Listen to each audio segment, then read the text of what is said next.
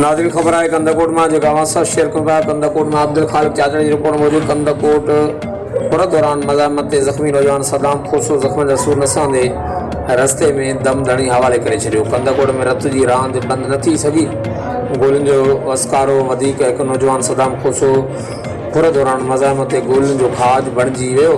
हैदरी चौक वॾे medical store हलाईंदड़ 27 साल नौजवान सदाम पुट नजमुद्दीन खोसो के हथियारबंदनि फुर लुट कई।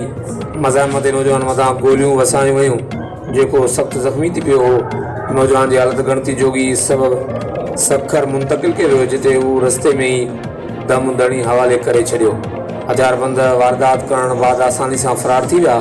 पुलिस बेवस बणियल गुज़िरियल 24 कलाकनि दौरान फुरलुट मज़ामत ऐं बताखोरी वारदातुनि में हथियारबंदनि जी फायरिंग में कंदकोट समेत मुख़्तलिफ़ इलाइक़नि मां 4 ॼणा क़त्ल थी चुका आहिनि। ज़रीअनि खां मालूम थियो आहे त खोसा बिरादरी जो पाण में तकरार हलंदड़ हो। पुलिस मूजिबि खोसा बिरादरी जे तकरार सबबि ही वाक़ियो पेश आयो आहे। हर वक़्तु आगाहण लाइ ॾिसंदा रहो JTN न्यूज़।